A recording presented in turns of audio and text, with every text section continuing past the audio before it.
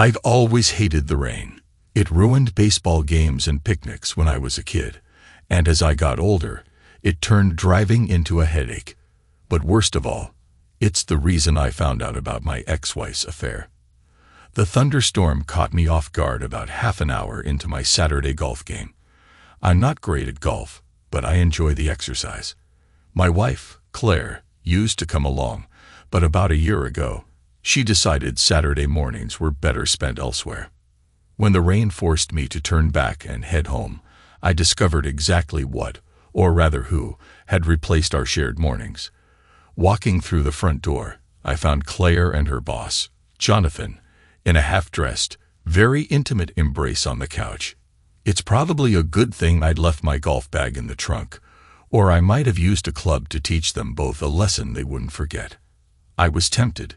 The two of them fumbled awkwardly, trying to get their shirts back on as I stood frozen in the doorway, wide-eyed and speechless. When she was finally dressed, Claire planted her hands on her hips and stared at me. "Don't you have anything to say?" she asked. I shook my head and stepped aside from the open door, which I hadn't even thought to close. "Just 2 words. Get out," I said, my voice low and steady. Jonathan didn't waste a second scrambling for the door like his life depended on it. Claire, however, stood rooted to the spot, her gaze dropping to the floor. "You too," I added. "I'll pack your stuff and leave it in the garage. I'll call your cell later this week and let you know when you can pick it up." Claire's head snapped up, her eyes brimming with tears. "Can't we talk?" she pleaded. "I'm sorry. Honey, I don't have anywhere to go." "You can go wherever he goes," I said, the words slicing through the air. "Because the second I have time to dial, I'm calling his wife." I kept my composure during the 10 minutes I allowed her to pack some personal belongings. But I was tearful when I called Jonathan's house. "Mrs. Elliott," I said when she answered, "this is Ryan Cooper. I know this is inconvenient for you, but I think we need to have lunch this afternoon. There are some things we need to discuss." I heard her sigh deeply. "My husband and your wife," she said sadly. "I can't believe it. I found your number on his cell phone records for the last 6 months. He said it was work-related calls, but there were far too many for me to really accept that. But I wanted to believe him. I'll call you back." He just pulled in the driveway. It was almost an hour before Vanessa Carter called me back. I spent the time alternating between rage and despair. Claire had been the only person I've ever loved as much as I love myself. I guess that wasn't enough. When Vanessa called, she sounded as miserable as I felt. "Screw them," I said. "They deserve each other." That earned a slight laugh. "I'd like to get together for lunch tomorrow, so we can share records," Vanessa told me. "I plan to meet with a lawyer first thing Monday morning and have the papers delivered to that son of a bitch at his office that afternoon." I added a laugh. "I've already opened my templates to file the paperwork," I said.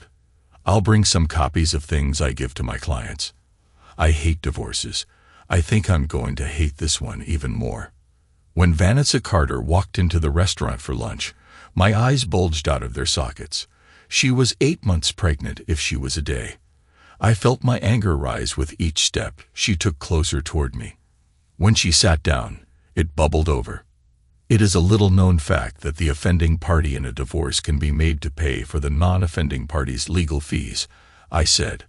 "I brought a list of lawyers who would help you out for little or nothing. But I think I'll get another list of the nastiest ball-busting attorneys I know of for that filthy son of a bitch." Vanessa smiled serenely. "I'm sorry," I said. "My soon-to-be ex-wife is just as much of a son of a bitch." "Daughter of a bitch," Vanessa corrected me with a smile. "My emotions are all over the place anyway now.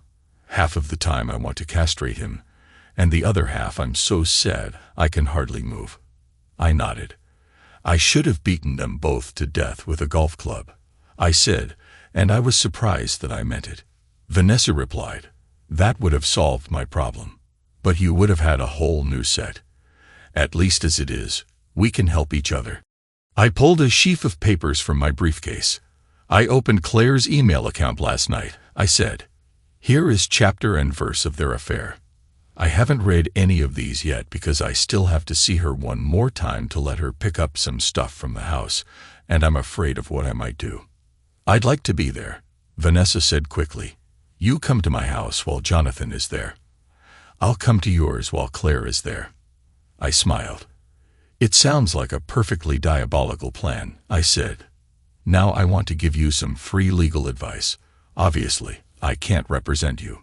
Something about ethics and conflicts of interest. I don't know. I slept through that week of law school. Before you go to the lawyers on Monday, go to the bank, leave $500 in your checking account, and remove the rest. Vanessa smiled. Already done, she said. I transferred every last penny from there last night. First things first, I replied. How did you manage that? Internet banking, she said. I nodded and wondered if I had that set up. Claire had taken care of the household expenses. Let's have a quick lunch, and I'll check to see if you have the program on your computer, Vanessa offered. I smiled. I could do basic word entry, but I was as computer illiterate as a person in this day and age could be. Now you need to put some money back in the account, I said, and I watched Vanessa's eyes flash in anger. Hear me out before you shoot the messenger, I said. Leaving him a little bit to get by on will score big points with the judge. After all, you're the aggrieved party, and you're being magnanimous. If you take everything, they'll see vindictive. Good, she spat. I want them to see my vindictive side because that's exactly how I feel. I left him with his life, and anything else he gets is more than he deserves. I like this woman's spirit. I'm just telling you how a court will view it, I said. You're free to do whatever you want. Vanessa sighed again. I am absolutely not free to do whatever I want, she said. I'm due to have a baby any damn day now, and my husband was diddling your wife instead of painting the nursery. The paint fumes make me nauseated. I'll make you a deal, I said. You check out my computer this afternoon. I'll paint your nursery tomorrow afternoon. I'm taking a week off from work. Vanessa smiled and patted her tummy. Deal, she said. But if we don't eat soon, you're gonna have one unhappy, hungry woman on your hands instead of just one unhappy woman. After a lunch in which Vanessa ate most of the appetizer, all of her entree, and a portion of mine, we headed back to my house where Vanessa went digging into the computer. She quickly found the money management program and made an electronic transfer from checking to savings. What the hell? I heard from the room set aside as an office as I got us both a bottle of water. I worried that the baby was on the way and hustled back in. Just as with the day before, I stopped with my mouth open in the doorway. There, in living color on the computer screen, was Vanessa's husband having sex with my wife. They made videos, she hissed. Dozens of them. Vanessa was scrambling to find a CD to burn the incriminating evidence when my cell phone rang. Ryan? My wife said when I answered. I handed the phone to Vanessa. Have anything you'd like to say to Claire? I asked. Indeed, she did. Vanessa started to go into a tirade about the videos, but she saw me shaking my head violently. I mouthed the word surprise, and she got an evil glint in her eye. You're a pretty low-life bitch, she said instead. I'm a week away from having a baby, and you're screwing my husband. Well, you can have him. When Ryan and I are done packing all of Jonathan's shit at my house, we're heading to his to pack yours. We'll set it out at the curb for you two degenerates to come and pick up one day this week. I smiled. I don't know, Vanessa said to an unheard question. I talked to him yesterday and told him my situation. He came over today to do all the things for me and the baby that the scum sucker you're screwing was supposed to do. You should have just come to me. I would have traded you even up. You can have the piece of shit you got, and I'll take the gem you didn't want. Vanessa smiled, and I shook my head, embarrassed. I'll ask, Vanessa said into the receiver as she got another evil grin on her face. Claire says there are some work things she needs off the computer. She told me while barely containing her laughter. She wants to know if she can stop by and get them. I bit the inside of my cheek to keep from laughing out loud. I changed the alarm code before she even sat down in the car seat. I lied. Tell her she can have the whole screwing machine. I'll set it outside when I leave for work Wednesday morning. Tell her she can pick it up any time after 7 a.m. It'll be on the porch. Vanessa nodded her approval.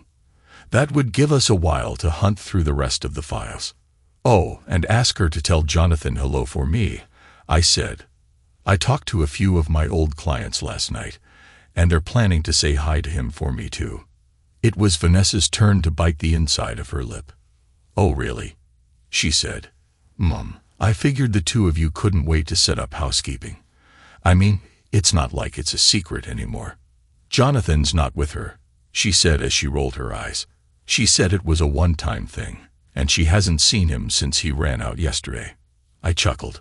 It was really gallant of him to stay and protect her, I said. He left like his butt was on fire. Of course, after what he did to you, Vanessa, that can't be much of a surprise. Vanessa's eyes lost their fire and became suddenly sad. Actually, it was a surprise, she said, as much to herself as to me. Well, I hope you and Jonathan decide to continue your one-time thing. From what I can see, you two deserve each other. Vanessa hung up the phone and jumped back on the computer to try to quell her emotions. I took a moment to follow through on changing the alarm code, in case Claire decided on a preemptive strike. Vanessa and I drove to Staples, where we bought a new computer system for each of us and an external hard drive to dump all the files on. Vanessa was a computer whiz and managed to download my whole hard drive. By the time she was finished, it was almost 10 p.m. It was raining again when I drove her home. We need to be careful, she said as I pulled into her driveway. I agreed wholeheartedly, but I couldn't understand the importance of it just right now. They've proven rather adept at lying, she continued. I wouldn't put it past them to have someone watching our houses now that they know we've been together. Suddenly, it all became clear. They're not the bad guys, I said. We are. I've had clients who have wanted to go that route, but I always declined. I try not to be too sleazy. Vanessa laughed. A non-sleazy lawyer, she said. I never thought I'd see the day. I'm still coming over tomorrow to paint the baby's room, I said. And if you want, I'll be right there with you when the time comes. Vanessa's eyes filled with tears. Thanks, she said quietly. Let's just get through tomorrow. I helped her out of the car and walked her to the door. Should I come in to check to make sure things are all right? I asked. Would you? She said. Everything was all right in her house. She had already changed the alarm code. I patted her shoulder as I was leaving. I'm hitting the bank and the courthouse tomorrow, I said. Do you want to file the paperwork together? Vanessa shook her head. I've still got to find a lawyer, she said. It might be a few days before I get to the filing. But I will go to the bank to make sure everything is above board and let them know that Jonathan has no access to our accounts. I can't represent you, I said, but I can advise you. I can put together a packet for you to file pro se in the morning if you want, but you don't have to file at all. You know that, right? I mean, you have a child with him. Vanessa looked thoughtful. Do you read minds? She said. I tilted my head to make sure I heard her correctly. No, I said. I mean, I barely have a mind of my own. The smile returned to her face. I want to file as soon as possible, she said, but I know how difficult it can be to get an appointment with a decent attorney. If you can put together some paperwork, I'd appreciate it. I'll meet you at the courthouse at lunch. I went to the car to get my briefcase and handed her a copy of the papers I planned to file in the morning. If you get the chance, look through these, I said. It has a legal separation date, and I pretty much asked for 2/3 of everything as the primary wage earner of a short-term marriage. I don't know your financial situation, but I can't imagine Jonathan makes enough as a high school guidance counselor to afford a house this nice. Vanessa snorted. No, I'm the primary wage earner, she said. I do computer programming and networking. I make about 10 times what he does. A smile came to my face. Maybe that's why he was slumming with my wife, I said. He wanted to get back in touch with the proletariat. Did you see those videos? She said. It looked like they got in touch with a lot of things. What do you say we drop a copy off at the school board meeting after we take them to the cleaners? We didn't stop at the school board Monday morning, but I did find an old adversary and approached him. What the hell do you want? Detective Lieutenant Derek Langston hissed when I entered his office. My alimony is up to date, and I haven't talked to the bitch in a year. I know, I said calmly. I'm here on another matter, a personal matter. Lieutenant Langston didn't move.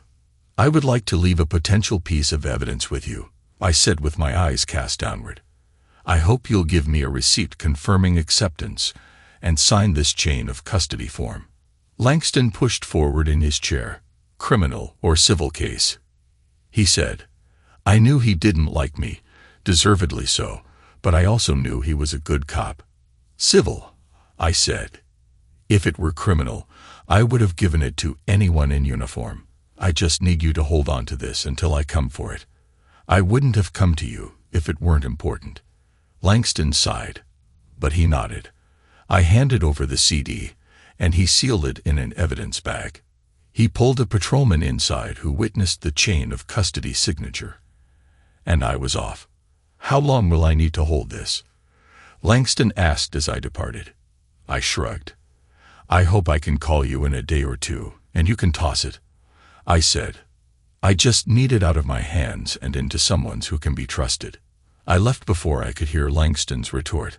I had represented his ex-wife in their divorce, and I had mistakenly taken his wife's word as gospel. It was only later that I found out she had missiled me in the court. But by then, Langston's reputation was almost in the trash. I had done my best to make reparations when I found the truth, but it wasn't enough, and I knew it.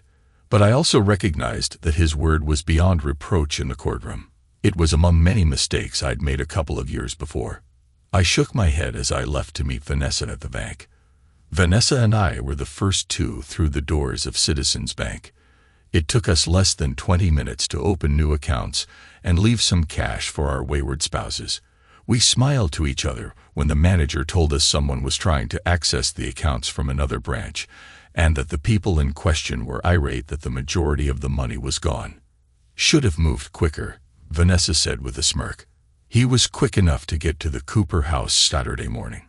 An hour after our stop at the bank, we filed our complaint and divorce at the county clerk's office. We paid our $170 filing fee and secured the services of a constable to serve the papers Tuesday, since it was the last day of school. It seemed like fitting retribution. After that, we celebrated with a late lunch and a trip to Lowe's to pick out the color for the baby's room.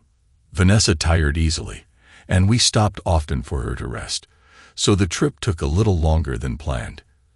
Claire and Jonathan left several messages on our cell phones, but we deleted them unheard. I had already heard most of what Claire would say during my time as an attorney. Vanessa didn't care a bit what Jonathan had to say. I spent the rest of Monday preparing the room that would house Vanessa's coming addition for painting, and all of Tuesday putting on the first coat of paint. Vanessa selected a nice sand color for the walls with a pale green for the trim. I joked that the green would match the baby poop almost exactly. She didn't find me amusing. I had forgotten about my promise to Claire about returning the computer on Wednesday morning. Vanessa had finished with it Monday and had instructed me on how to disassemble the damn thing and pack it away. I opened the door at 6:30 a.m. to put the computer on the porch and came face to face with my wife. I said after 7 a.m. I said, "It's not after 7 a.m. Claire looked up at me sadly. "You had them serve divorce papers at school," she said. "That was awful." I shrugged. "I had no address for you," I said. Vanessa had no address for Jonathan. It was the best we could do. "I went to an attorney after I got served," she told me. "I just want you to know that you're wrong. We never committed adultery. It was the first time we met. What you saw was as far as we got. Some kissing, some touching, nothing more. I was told it doesn't meet the legal definition of adultery. I smiled. So you're saying that you never had sex with Jonathan? I asked. Claire nodded. Never, she said with vehemence. I shrugged. I'll give you a no-fault divorce in 90 days, she said. I mentally shook my head. In our state, a no-fault divorce meant a 50-50 split of all assets considered to be marital property. An at-fault divorce, such as one involving adultery or abuse, would result in a judge determining the balance, but would leave the non-offending party with no less than 67%. I'll take it under consideration, I said. I want to come home, she said. I sighed. I've been thinking about that. I said, I think it's a good idea. Claire looked up at me expectantly. I don't want the house, I said. It has nothing but terrible memories for me. You can have it. I'll find an apartment this week and take what I want. If there is anything missing that you want, let me know and I'll consider if you should have it. You can take possession of the marital home at noon Sunday. I can already tell you that something I want will be missing, she said. How in the hell can you know that? I asked heatedly. I might just take my clothes and leave. That's not what I meant, she said quickly. I want to come home with you, and you'll be gone. You have no home with me anymore, I said. You can have the house, but there's no way I'll be in it. If you don't want it, you can put it on the market. I've paid 3 months of the mortgage. It's up to date until September. I'll pay you $1,000 per month in alimony for 24 months.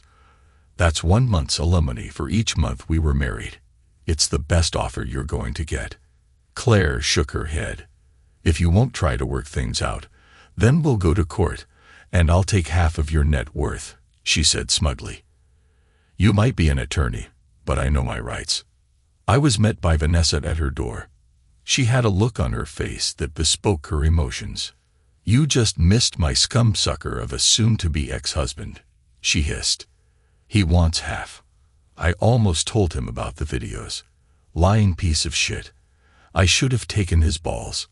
Idle threats, I said sweetly. Remember what we have. We can hoist them by their own petard. We'll let them state their case under oath and then rip them apart. I still have hope that they'll see reason and accept our offer. Vanessa and I had spent hours Tuesday evening working over the deals we were willing to offer. Vanessa wanted to leave them with nothing. I knew it wasn't going to work that way. The courts very rarely left a defendant with nothing. It led to too many courthouse shootings, I always thought. I also suspected that neither of our cheating partners would accept our generosity. Instead, they would want more. I had no doubt that Claire's suddenly precarious financial situation was the reason she wanted me to take her back. I need to look for an apartment this afternoon, I said. As soon as I'm done with Small Fry's room, can you go through the classifieds for me? It'll keep you away from the smell. Vanessa smiled and pulled out a paper. It was what I was doing when that jerk showed up, she said.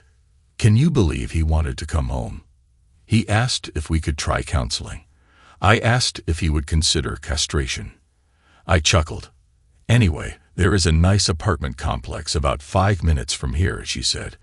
The paper says they have openings. It has a pool. You should take a look. I shrugged. Anywhere would be fine with me, I said. Once I head back to the office, my hours will be ugly again. Vanessa frowned. I was the same way, she said. But with, what do you call her? Small Fry. Coming soon, I'm going to spend less time there. I considered what she said.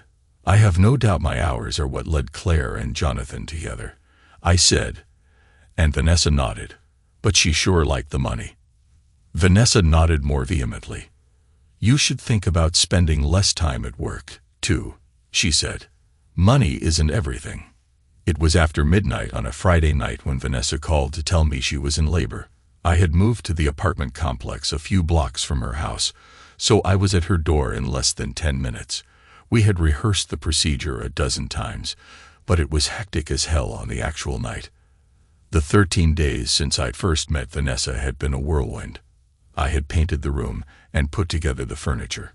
I had bought a video recorder and a digital camera to capture moments. I had moved to a new apartment and returned to work. I had juggled calls from Claire and threats from her attorney, and calmed Vanessa when she received the same from Jonathan and his attorney. What I hadn't expected was the next portion of my life. Vanessa grasped my hand tightly and pulled me with her into the delivery room. I was not super pleased about the situation, but I could hardly tell her no. I figured I would stay with her until the real event kicked off and get away as fast as possible. The rain outside should have told me that wouldn't be the case. I kept my back to the action as I maintained a tight hold on Vanessa's hand and whispered soothing words to her.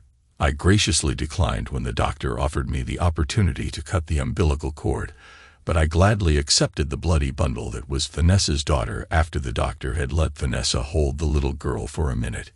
Eve Carter was a beautiful baby. I had taken Vanessa's advice and cut back on my hours, much to the chagrin of the partners of the law firm I worked for. My leisure time wasn't spent exactly leisurely, but it was certainly enjoyable. I became Eve's erstwhile babysitter while her mother worked in her home office. Vanessa would take a break every couple of hours to breastfeed the little girl, times when I made a hasty retreat, but she seemed content to leave the precious baby in my care during the evenings. I had wanted children since my marriage, but Claire had steadfastly refused. She wanted to wait 3 or 4 more years, much to my disappointment. Vanessa told me Jonathan was reticent about having children as well, and he had expressed disappointment and then disinterest when she told him she was pregnant. For my part, I would be happy as hell to be considered Uncle Ryan by little Eve. Claire and Jonathan hadn't given up. Their attorney had filed a counterclaim alleging infidelity on the part of Vanessa and me. It was ludicrous, but the court had dutifully accepted the filing as required by law. Vanessa and I had a laugh over that one, but we still were obligated to defend against the claim. Jonathan had made a few efforts to see his daughter. Vanessa had primary custody, and Jonathan hadn't bothered to go to court to secure visitation. For the first couple of months, he would call about once a week to ask Vanessa's permission to visit. Vanessa had always asked me to be there whenever Jonathan came to visit. Claire would call my cell phone a couple of times per week, usually to try to get more money out of me or to ask me questions about turning on the furnace or putting in the storm windows. The first depositions were a joke. Claire's attorney looked as if he was 15 years old and acted as if he were 12. He expected to be able to dictate the pace of the proceedings, and that simply wasn't going to happen. I had engaged a full-fledged, ball-busting shark as my attorney. She was a take-no-prisoners type who ate little boys like Claire's attorney for lunch. She had never heard of Claire's attorney, and neither had I. "I simply don't see how you can allege adultery," he said before I even sat down. "She was screwing another guy," I said harshly. The boy actually blushed. "That is incorrect," he said. "Allow me to inform you of the legal definition of adultery." I started to speak, but my attorney touched my arm. "I'll handle this one," she said. "This man handles 40 or 50 divorces a month. Just the thought of his client list gets my silky so little moist. He understands the legal definition of adultery far better than you do, I can assure you. And I can further assure you that he recognizes adultery when he sees it." At my attorney's mention of silkies, the boy's blush deepened.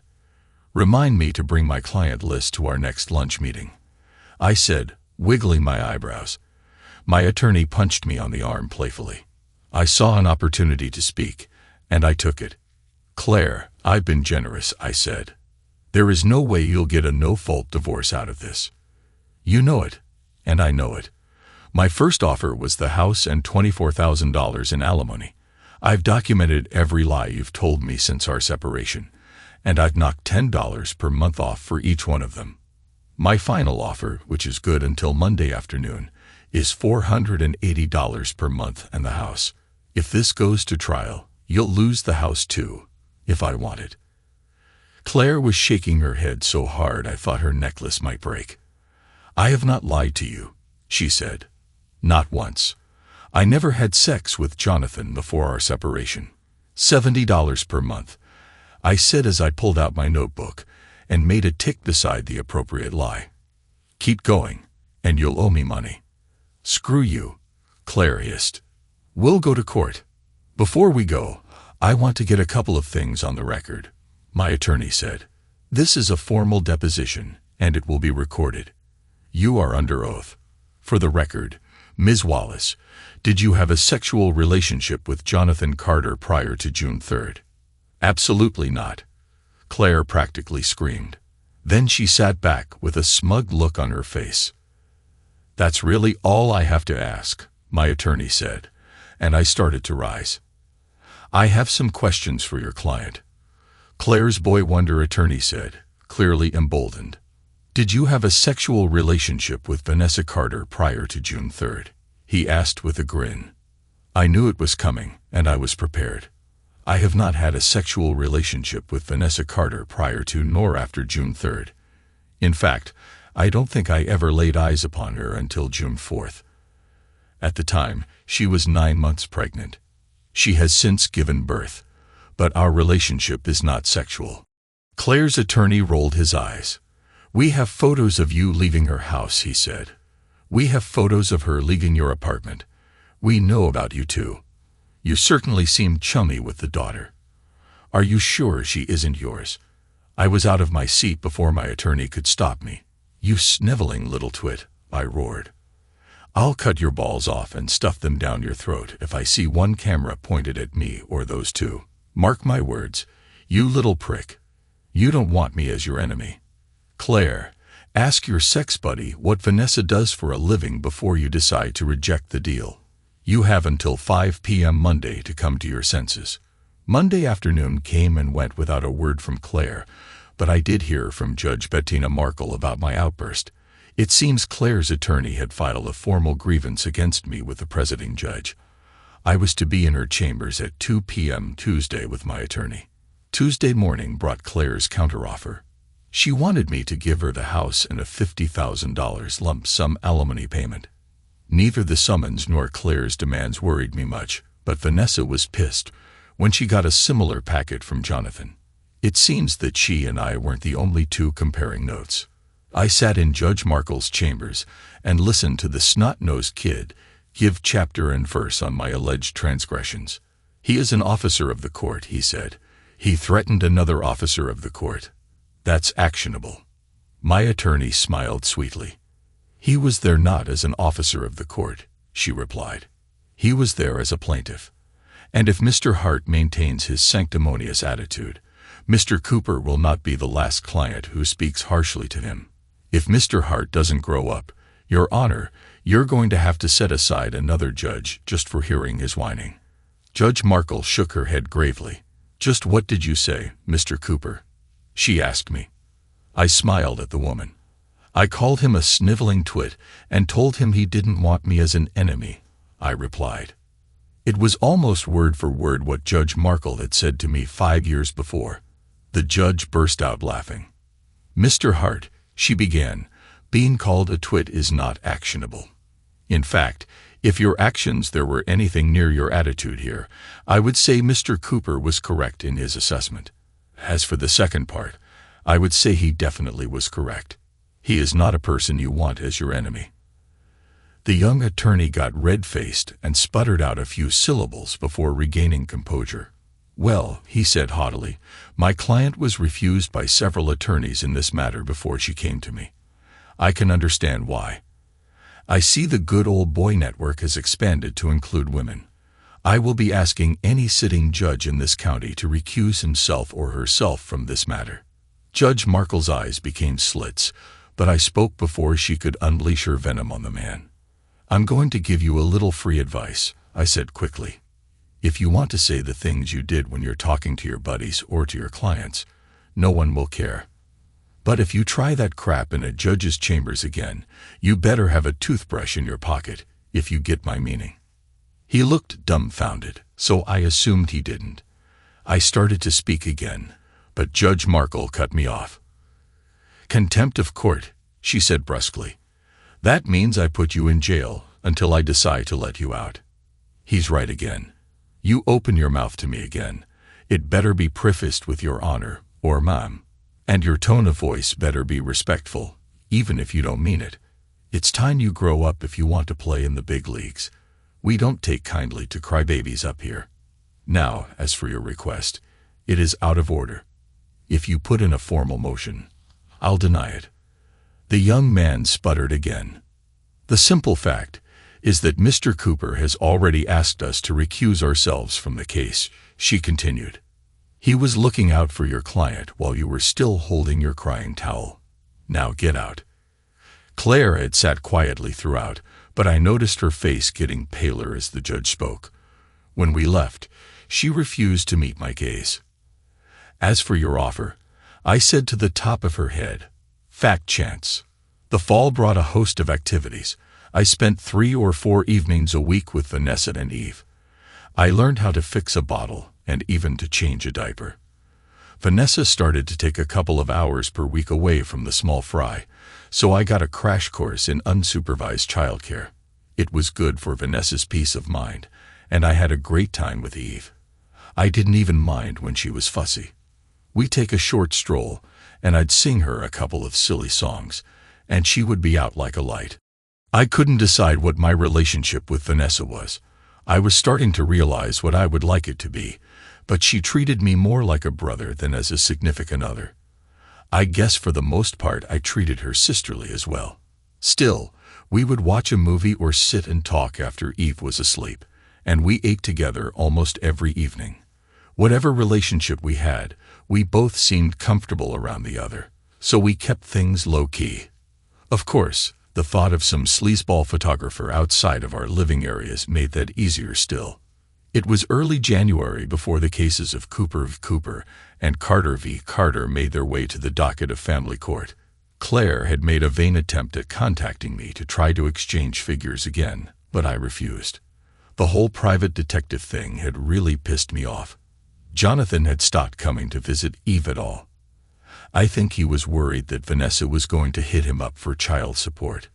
She was keeping that gun in the holster for right now because a judge from another county was being brought in. Both cases were scheduled to be heard on the same day, mine in the morning and Vanessa's in the afternoon. We really figured the afternoon session would prove superfluous. I thought it a good sign that there wasn't a cloud in the sky when we entered the courthouse. The court listened to Claire's counterclaim and refused it without comment. She had pictures of me leaving the house and Vanessa leaving my house, but nothing of a sexual nature. Our claim was straightforward. Claire had said during her deposition that she hadn't had a sexual relationship with Jonathan Carter. We held our ace in the hole, the videos and emails, hoping we wouldn't need them. But of course we did.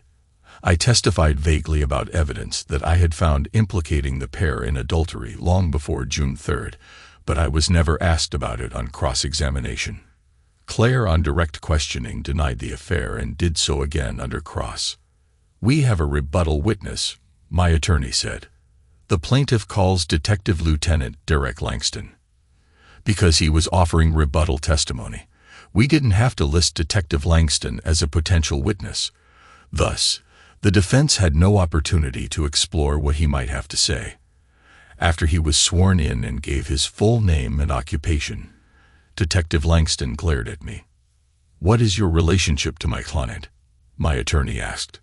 "None," he said harshly. "In fact, I dislike him immensely." My attorney nodded. "Do you have a professional relationship with him?" she asked. "Absolutely not," Detective Langston replied. "He represented my ex-wife in our divorce. He's a scumbag divorce attorney. I work criminal cases. When is the last time you saw Mr. Cooper?" "Objection," Claire's attorney yelled as he rose to his feet. "Your Honor, this is all well and good, but would you please instruct counsel to get to the point?" The judge looked at my attorney. "Your Honor, Detective Langston has vital information in his possession with direct bearing on Ms. Claire Wallace's claims," my attorney said. "I am establishing that Detective Langston has no personal interest in the outcome and putting together a timeline for the court." "Oh, I have an interest," Langston said. "I hope she takes him for all he's worth, just like he did to me." The judge reprimanded Detective Langston and allowed my attorney to continue. "When is the last time you saw Mr. Cooper?" she asked. The detective consulted a notebook. June 5th of last year, he said. At that time, did he leave anything in your possession? Yes. Could you tell the court what he left with you? A compact disc. Do you know what is on the disc? I have no idea. He came to my office and asked me to hold on to it. He had me sign a chain of custody form in front of a witness, and it was sealed in an evidence bag. Did the disc leave your possession since that time? It left my physical possession, but it was locked in my office safe at all times. Does anyone else have the combination to that safe?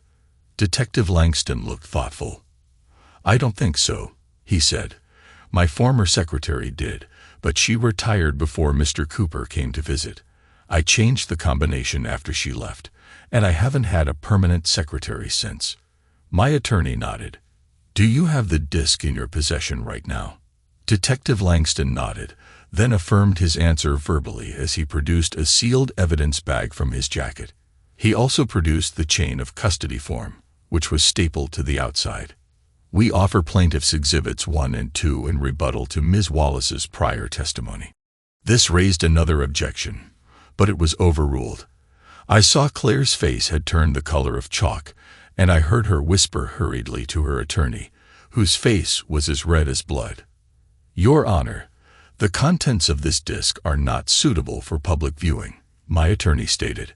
The plaintiff asked you to view the contents in camera, and the plaintiff has no further questions for Detective Langston. Claire's attorney tried for 15 minutes to get Detective Langston to change his story, but it didn't work. I knew the detective had spent hundreds of hours on the witness stand, and he knew how to deal with arrogant attorneys, myself obviously excluded given the size of his alimony payments. The judge ordered a recess while she viewed the disc and told us she would issue her ruling at 11:30 a.m. I saw Vanessa in the hallway pacing back and forth with Eve in her sling. I smiled and gave her a thumbs up as I headed toward them. Well, I think this afternoon will be anticlimactic, I said. I'm sorry you won't get the pleasure of seeing Jonathan's face when he finds out. She smiled and handed the baby over to me. I'll get the pleasure of seeing him coming to Grovel, she said. That's just as much fun. I saw Claire and her attorney approaching with Jonathan and his lawyer in tow, so I turned to face them. I'll take the original offer, Claire said quickly. I still think you're bluffing, but Jonathan says Vanessa might have been able to create something on the computer. Think again, Vanessa hissed, or rather, don't bother. Why do you think we got a police officer involved? You're caught, and you know it. I know it. Ryan knows it. And now the judge knows it.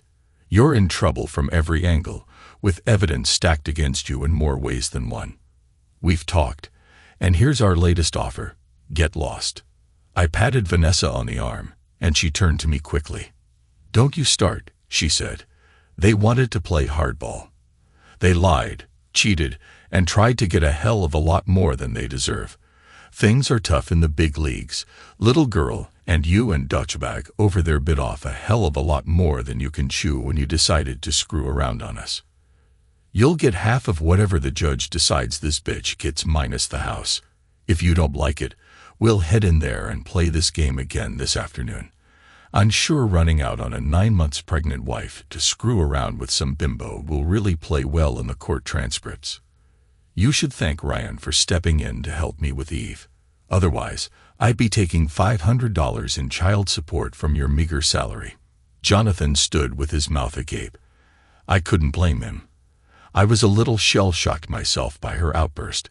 Vanessa was fighting mad, and I, for one, wasn't about to tangle with her. Jonathan's attorney seemed to think discretion was the better part of valor. Half of what she gets minus the house, he said. We'll take it. Oh, and Jonathan boy here pays my legal fees, Vanessa said, since it's an at-fault divorce. That's his obligation. Jonathan's attorney nodded, and Vanessa turned to me. May I assume you're charging me your standard fee for the advice you've given me? She asked with a malicious grin. I've heard rumors that you charge $600 per hour. My attorney tells me that your time is as billable as hers is. I couldn't suppress a chuckle, and I could see Jonathan doing math in his head. Vanessa just grasped my arm and led me away from the group. I'm sorry, she said. "I shouldn't have made that decision for you. I know you don't want to leave her with nothing, but I think it's what they deserve. Still, it wasn't my place." I patted her arm. "It's okay," I said. "You're right, and I'm wrong. Take a note. It might be the last time you hear that from me." She smiled. "Oh, I doubt that," she said. "You said the same thing after finishing up Eve's room. The colors looked perfect together, and you admitted you were wrong to doubt me." I smiled and nodded. I was ready to continue the conversation when my attorney and Claire's came over. "She is willing to settle for $500 per month in alimony for 2 years," my attorney said with a smile. "She keeps the house, and she gets 1/4 of the joint checking account." I still had little Eve strapped to my chest, but I tried my best to shrug. "You two just don't get it," I said. "An at-fault divorce means she's entitled to no more than 1/3 of everything. By all rights, I should force her to sell a house and give me 2/3 of the proceeds. She'll be lucky if she doesn't wind up having to sell a house to pay my attorney's fees. Forget alimony. We'll wait for the judge." Claire's attorney turned away and shook his head gravely. Claire looked as if she was going to cry. The judge's ruling was harsher than I expected. "Ms. Wallace, I watched the contents of that CD with nothing less than disgust," the judge said. "It is apparent to me that you have intentionally misled this court to try to seek increased financial gain. I don't take kindly to that. Mr. Cooper made a very generous offer. In fact, he has made several generous offers. You refused each one because you wanted to reach for the brass ring. Well, you missed. The marital assets will be divided thusly: 94% to Mr. Cooper, 6% to Ms. Wallace. Mr. Cooper was the primary wage earner during the marriage, so alimony is called for. I order Mr. Cooper to pay you $5 per month for the next 2 months. It is my understanding that Mr. Cooper has paid you $1,000 per month for the last 7 months. I order that returned less $10. Each of you is forbidden from removing the other as primary beneficiary to any insurance policy presently in existence. Ms. Wallace, you may keep the marital home for 5 years. During that time, you are responsible for all costs associated with the dwelling. The house is to be sold 5 years hence, and the proceeds split 75% to Mr. Cooper and 25% to Ms. Wallace. The house will be appraised within 30 days at Ms. Wallace's expense. The appraisal value will be the starting point for the resale value. Any sale of the property for less than the current appraisal value will come from Ms. Wallace's share. Ms. Wallace, you are further ordered to pay all reasonable legal fees associated with this case. Mr. Cooper's attorney will present an itemized list of expenses within 60 days. Court is adjourned." I turned to see Vanessa sitting with Eve in the last row. She was smiling brightly and jerked her head toward Claire. Claire was in tears, and Jonathan was sitting in the row behind her, holding his temples as if his head were going to explode. I couldn't resist as I walked past him. "That is one expensive piece of shit," I said to my attorney as we passed, but I made sure I said it loud enough for both of the defendants to hear. Vanessa and I celebrated that night by taking our attorneys out to dinner. I was nominally friends with both of them. I had opposed them in court many times, and I respected them. Each of us had joked that our client should at least feed us after we secured a favorable settlement for them, because it would usually be a year or more before we saw the majority of our fees from them. I figured maybe I would start a trend. Vanessa surprised us all midway through. "Let them stew for a day or two," she said. "Then call Jonathan's lawyer and tell him I'll forgive the money he owes me. I won't hit him up for child support if he agrees to stay the hell away from us." I arched my eyebrows at her. What happened to emasculating him? I wondered aloud. "We did that," she said. "But remember what you've told me. If you take away everything, you leave them with nothing to lose." I tilted my head. "So now you listen to my advice," I said as I bounced Eve on my knee. "One-shot deal, my friend," she said with a glint in her eye. "I know I can't stop you from giving it, but I don't have to listen to it." I nodded. "Do the same with Claire," I said. Tell her I don't want any money from the house either. Vanessa nodded at me. You were right about something, she said. We made a lot of points by offering a generous settlement when we knew we had them. We gave them every chance to get out with their reputations and their pocketbooks intact. Don't get used to me telling you that too often, either, she said. Over the months, I'd watched Vanessa regain her footing. The trauma of a nasty divorce coupled with raising a child alone had been rough for her, but she had rebounded as time passed. Christmas was tough for her, as it was for me, and her mood had become increasingly hostile as the court date approached. It was good to see her smiling again. I figured my time with Vanessa would decrease since we no longer had a common set of adversaries. Shortly after the divorce, I was proven right. I still watched Eve a couple of nights per week, while Vanessa went to work out at the Y or attended an evening meeting with colleagues. I stopped bringing work home with me and started to spend more evenings at the office. I had less than 5 months left on my 5-year contract with the firm, and I had decided to move out on my own in the summer. A few days after the court hearing, Detective Derek Langston appeared in my office. She lied, you know, he said without preamble, and I knew he was talking about his ex-wife, not mine. I know, I said. He glared at me. I didn't find out until about a year ago, I said. She really pulled me into her web. I saw the man smile for the first time. She has that way about her, he said. How'd you find out? I sighed. You know she remarried, right? I said. And he nodded. Well, she tried the same shit with her next victim. I did a routine check on him. He was almost 70 years old. There was no way in hell he had abused her. There was no way in hell I abused her either, he said harshly. That didn't stop you. I nodded. Your service record, I said simply. That was the confidential file the judge looked at in chambers. You had 3 complaints about excessive abuse. Langston frowned. I have come to realize that most good cops have at least 5 or 6 complaints in their jacket, I said.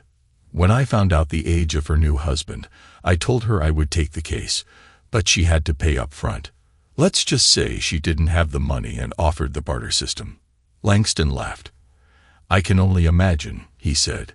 You should have screwed her and then refused her case. I called my paralegal, and under the pretense of getting everything in writing, I said. She didn't seem to know that sex in exchange for legal services was wrong. Or if she knew, she should have been an actress. Hell, maybe she should be anyway. Look at how she played the two of us. She'd be a porn star, he said, then chuckled. You know she has a website, right? He asked. Anytime you want, you can see my ex-wife naked for the low fee of $12.99 per month. It was my turn to laugh.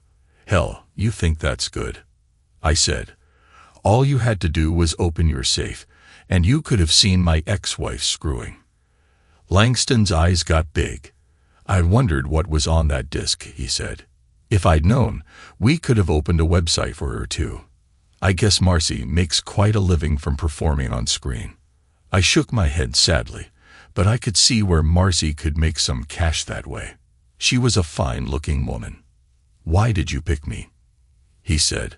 I thought about just tossing it in the trash, but I couldn't do it. I just couldn't bring myself to do it in case it was evidence. That's the reason, I said. Even when I was trying to prove that you were the biggest a-hole on the planet, everyone told me that you were a top-notch cop. I knew that you were someone for whom the rule of law was absolute. He looked pleased. I sent a letter, I said as an afterthought, because it just occurred to me. As soon as I found out about your ex-wife's deceit, I sent a letter to the police commissioner and your captain. He eyed me carefully. When did you do that? He asked. I don't know, February or March of last year, I said. I assumed they told you. They didn't say anything about it, he said. But I got promoted to lieutenant in April without even taking the exam. I passed it twice before, but got passed over. I figured it was never going to happen. I'm sorry, detective, I said. I really thought she was telling the truth. Of course, I missed my wife screwing around on me for almost a year. "One thing's for damn sure," he said. "If I ever get divorced again, I want you on my side." Vanessa called my office at 8 p.m. one evening in late March. "What in the hell are you doing at work?" she asked. "What did we talk about?" I thought she was joking, so I made a smart-ass comment. I was wrong. "You haven't been over for dinner in a week," she said. "When you watch Eve, you bolt as soon as I'm in the door. Did you learn nothing from that wreckage of a marriage?" "I'm sorry," I said, somewhat flustered. "I'm just trying to get things tied up here. I only have a couple of weeks to get things wrapped up. My contract is up in June, and I have 7 weeks of unused vacation I'm taking." "Good," she said. "I officially claim at least a week of your vacation time." I smiled. "What do you need painted this time?" I said, trying to lighten the mood. If anything, I made it worse. "Nothing," she said crisply. "If you don't want to see us, that's fine." And she hung up on me. I showed up sheepishly 2 evenings later to watch Eve while Vanessa hit the Y for her workouts. In truth, I should have been the one going to the gym. My bachelor lifestyle had produced some pretty poor eating habits since I was no longer dining with Vanessa and Eve every evening. To look at Vanessa, there would be no way for you to guess she had been pregnant just 9 months earlier. She greeted me at the door. "I wasn't sure you'd show up, so I made other arrangements," she said. I was a tad bit pissed. "When have I ever not shown up?" I asked in a louder voice than I intended. "When have I told you no when you asked me to watch Eve?" "That's not it, Ryan," Vanessa said. "I was a bitch the other night. I'm sorry I hung up on you." I shrugged. I made a smart-ass remark, and it backfired. I said, "The good news is that Eve has a playdate this evening," she said. "If it works out, I'll host the little girl on Thursday night. This means you can go to the gym with me." I shook my head. "I'm finally honing this body," I said. "Greasy cheeseburgers, greasy French fries, greasy burritos. It is a work in progress, and I don't want to ruin perfect roundness with exercise." "I'll drive," was all she replied. Our schedule became somewhat similar to what it had been during our divorces. We went back to having dinner at one another's houses 5 nights a week. I would watch Eve at least once a week to give Vanessa some mental health time. Every week after our workout, we'd stop at the grocery store on the way home to restock our pantries, and so Vanessa could make sure that I had something more than cereal and Pop-Tarts at my house. During my vacation weeks, I would spend the days keeping Eve entertained while Vanessa worked. As the little girl's first birthday approached, so did the first anniversary of one of the worst days in the adults' lives. Vanessa was resilient. I expected anger and sadness. It was what I was feeling. But if she was feeling either, it didn't show. "My life is better now than it was before," she told me as we split a bottle of wine on June 3rd. "I don't miss him." I sat silent for a moment. "I don't miss her either," I said. "I miss parts of the relationship, but I don't really miss her." Vanessa patted my hand. "We're both better off," she said. As I started my solo practice, I pondered the transformation my relationship with Vanessa had taken. I still wasn't sure what sort of relationship we had. A couple of times in the past few weeks, she had fallen asleep on my shoulder while we watched a movie after Eve was asleep. I kept wondering if the feelings I had toward her were proper. I also wondered if they were reciprocated, but I didn't see any signs that they were. Vanessa seemed to view me as a safety blanket. I was part brother and part protector. But she had given no indication that she had romantic leanings toward me. My feelings seemed to fluctuate. Vanessa certainly was an attractive woman. I truly enjoyed watching her on the treadmill, and I almost always made sure I could check out her butt while she ran. She had a beautiful smile, and she looked as cute as hell when she would tilt her head playfully when she told a joke or made a funny observation. But I also looked at her as a friend. We had spent hours upon hours sitting around sharing our pasts and talking about our goals and dreams. Never in our conversations did a mention of our goals and dreams include the other. Claire and Jonathan had lived together for a while after the divorce, but then split. The last either of us heard from them. They were engaged, but that was a couple of months before. Vanessa and Eve were waiting outside my new office the day I opened my solo practice. They had been out of town most of the weekend before, so I hadn't seen them in a few days. I was in for a shock when I opened the door. The furnishings I had selected hadn't been delivered. Instead, things I had never seen adorned the outer office where my paralegal would be stationed. The story was the same in my office. The functional desk and Fogg's leather chairs I'd picked out at IKEA were nowhere to be seen. Instead, a beautiful walnut desk and real leather chairs were in their place. "Surprise," Vanessa said as I looked around. "It's an office-warming present," she said as she gave me a hug. "From Eve and me. I saw the crap you picked out. I couldn't let that happen." I kept my arm around her. It just felt right. "Thank you," I said. "But you really shouldn't have spent so much." She waved a hand dismissively. "It's money," she said. "I'll make more. So will you. In fact, I'm here to be your first official client." I eyed her strangely. "I want you to prepare a will for me," she said, "and an order of guardianship for Eve if something should happen to me. I'm going to file for child support from Jonathan and offer to drop it if he'll sign away his parental rights. Can you draft that for me?" "I would have done that for you anyway," I said. I didn't relish the thought of her being a client. That would certainly preclude any romance between us if that ever developed. "You didn't have to bribe me with office supplies," I joked. "How did you get this in here?" "Joanne," she said. "Joanne was my paralegal. I should have guessed she was an accomplice.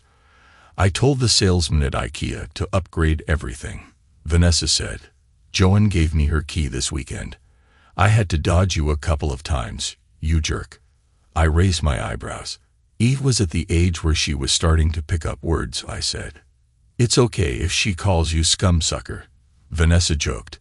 "You can be scumsucker, and I'll be bitch. It'll give her practice for when she's a teenager." I shook my head.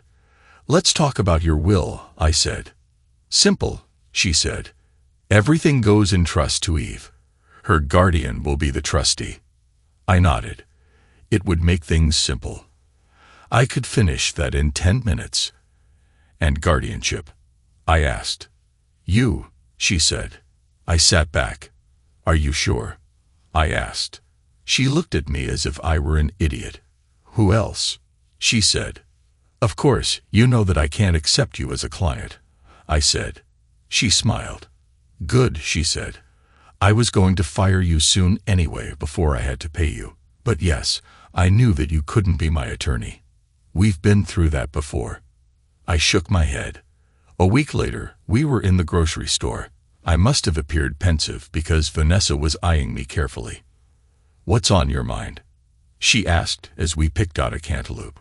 I pondered whether to tell her what I was thinking. The scene that had played out in my office had really gotten me to thinking. I was absolutely positive that I wanted to keep Vanessa and Eve as integral parts of my life. In fact, I wanted them to be the central part of my personal life. But at the same time, I worried what would happen to our friendship if something went wrong. "Come on," she said. "Out with it." I made my decision. "Do you think it would make our lives awkward if I asked you on a date?" I asked. Vanessa looked at me and then looked away. "Let's talk about it in the car," she said. I nodded. I knew I had pushed things too far. We barely spoke during the remainder of our grocery trek. I didn't know how to take back my question, and I think Vanessa didn't know how to respond without hurting my feelings. I steeled myself for what was coming when we got in the car.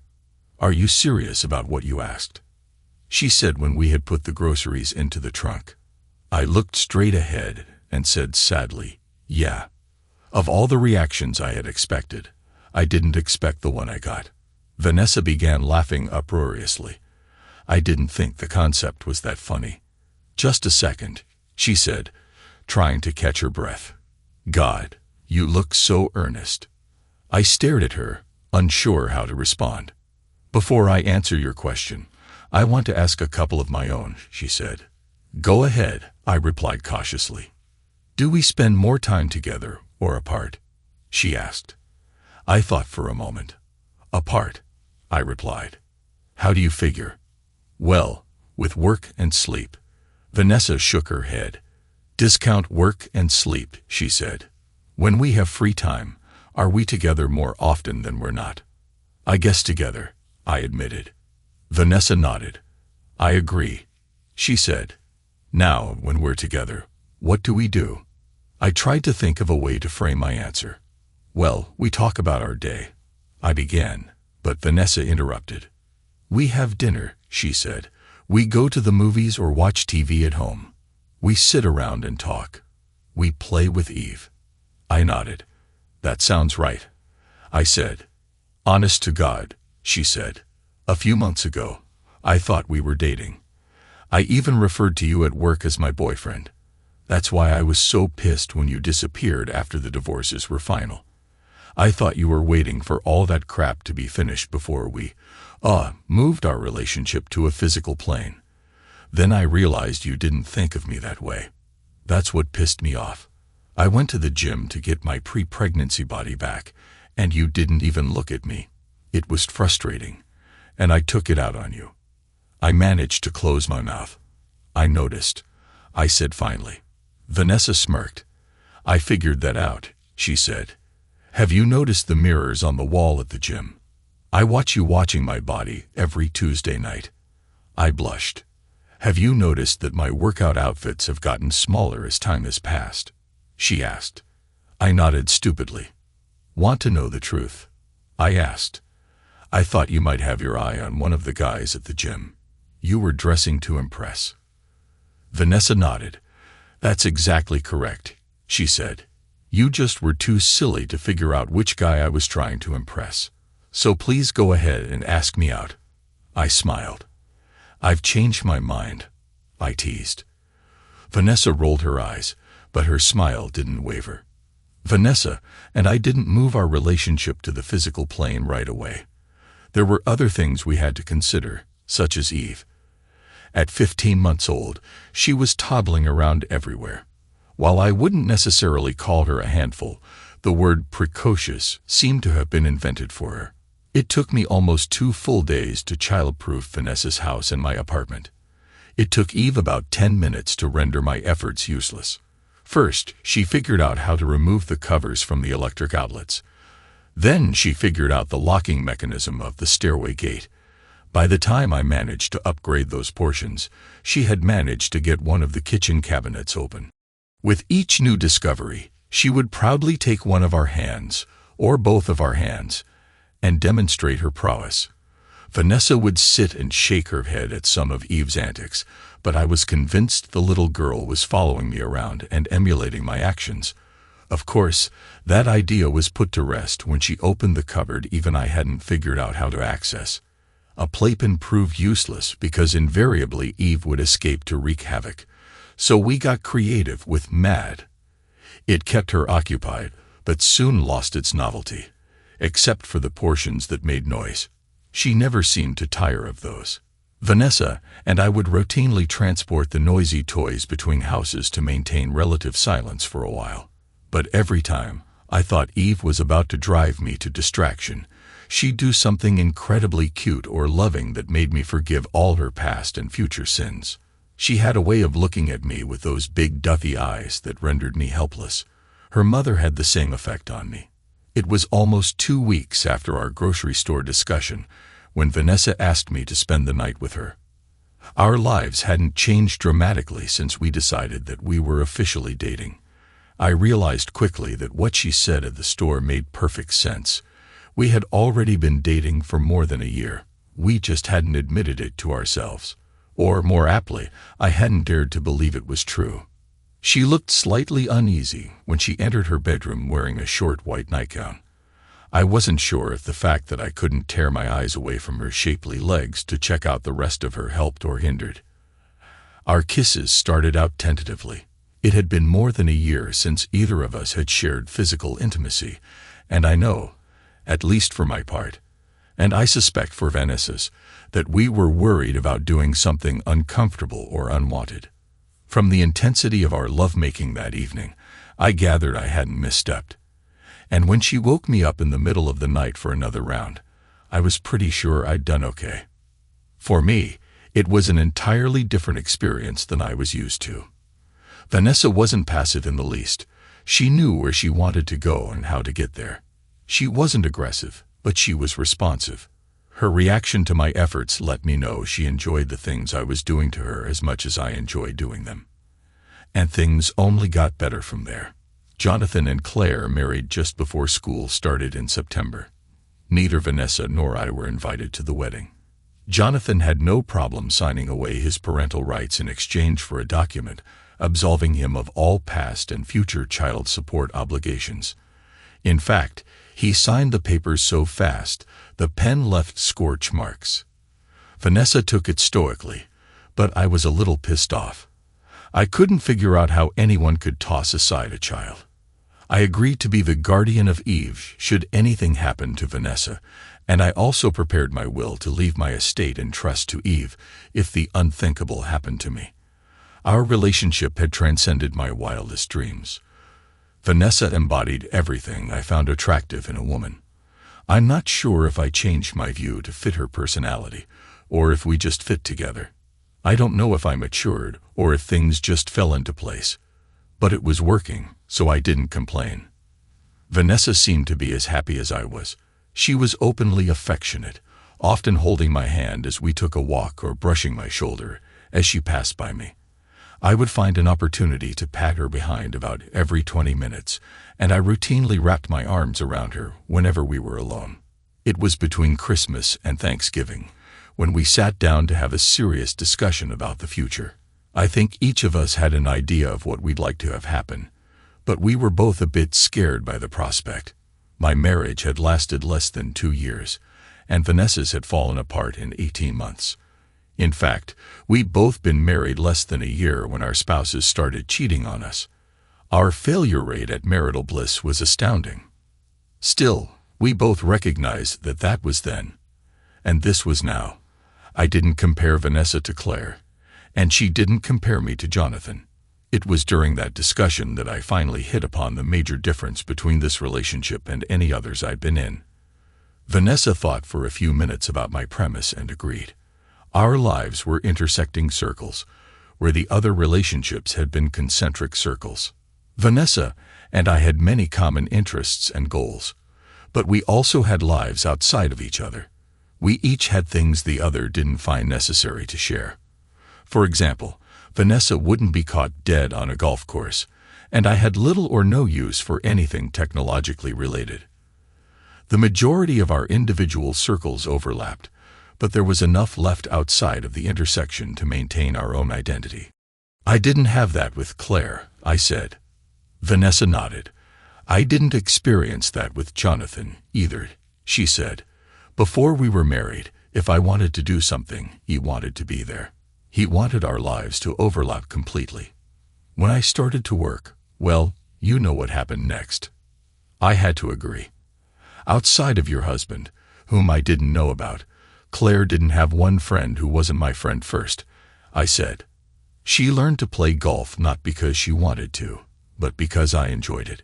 Hell, mostly I enjoyed it because it gave me a chance to be alone. She could never accept that it wasn't her I wanted to be away from. It was everyone. Vanessa nodded in agreement. I like the concept of intersecting circles, she said. I hope she continues to like the concept. Our wedding bands are 2 independent rings woven together. It only seemed fitting.